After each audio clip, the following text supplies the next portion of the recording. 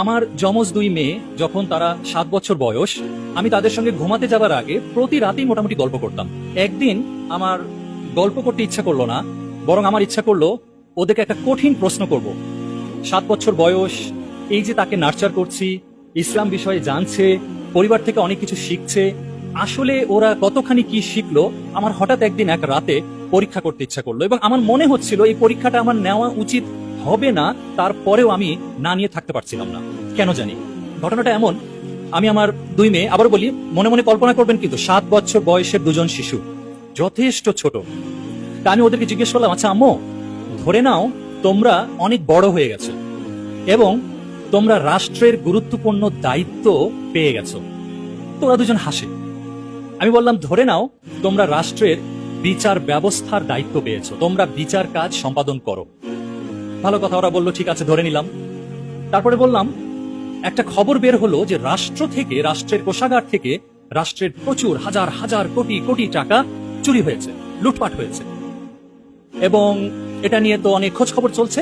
একটা পর্যায়ে চোর ধরা পড়ল এবং প্রমাণ হয়ে গেল সেই ব্যক্তিটাই চোর। তো ওরা হাসছে, ওদের কাছে খুব ইন্টারেস্টিং লাগছে ঘটনাটা। তা আমি বললাম, আম্মু, প্রমাণ হয়ে গেল যেই চোর ধরা পড়েছে সেই চোর আমি, তোমার আব্বু। তো ওরা তখন হেসে দিল, বলে আব্বু তুমি তো চুরি করবা না। আমি বললাম, হ্যাঁ আমি চুরি করবো না, কিন্তু ধরে নাও এমনটাই হলো, তোমরা বড় হয়ে গেছো, রাষ্ট্রের বিচারের দায়িত্ব পেয়েছো এবং রাষ্ট্রের কোষাগার থেকে অনেক টাকা চুরি হয়েছে, এতে অনেক মানুষের অনেক ক্ষতি হয়েছে, এবং আমি তোমার আব্বু সেই চোর। এখন তোমরা কি করবা? বিশ্বাস করেন, ওদের চোখ ভিজে গেল। আমি দেখলাম দুজনার চোখ ভিজে গেল। 3 থেকে 5 সেকেন্ডের মধ্যে জবাব দিল, আব্বু তোমার হাত কেটে দেব।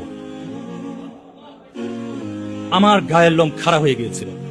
আমি ভেবেছিলাম ওরা অন্য কিছু বলবে। 3 থেকে 5 সেকেন্ডের মধ্যে ওদের চোখ দিয়ে পানি পড়ছে আর বলছে, আব্বু তোমার হাত কেটে দেব। আমি খুশিতে আলহামদুলিল্লাহ বললাম, এবং আমি বলেই ফেলছিলাম যে আম্মু, আমি বিশ্বাস করতে পারছিলাম না যে তোমরা এত দ্রুত এই জবাবটা দেবে। একটু পরে একটা টুইস্ট ঘটল এবং এখানে শিশুসুলভ একটা আচরণ প্রকাশ পেল। এবং এভাবে আমিও কোনোদিন চিন্তা করি নাই। আমরাও কিশোর বয়স থেকে শুনেছি চোরের হাত কাটা, চোরের হাত কাটা, এটা শুনে এসেছি, কিন্তু কোনোদিন এটা নিয়ে আরো এক স্টেজে চিন্তা করা যায় কোনোদিন করি নাই। আসলে এটারও কারণ হলো আমাদের গার্ডিয়ানরা আমাদেরকে না চিন্তাশীল করে গড়ে তোলে না। এই পয়েন্টটা আমার থাকবে আজকের আলোচনা, যে শিশুদেরকে চিন্তাশীল করে গড়ে তুলতে হবে। তা আমাকে বলছে, আব্বু চোরের হাত কাটার পরে কি তার চিকিৎসা দেওয়া যায়? খুবই ইন্টারেস্টিং। এবং আমিও নতুন করে চিন্তা করলাম, তাই তো আমরা ছোটবেলা থেকে শুনে এসেছি চোরের হাত কাটতে হবে, কিন্তু তারপরে কি করতে হবে? হাতটা কি ডাস্টবিনে ফেলে দিতে হবে?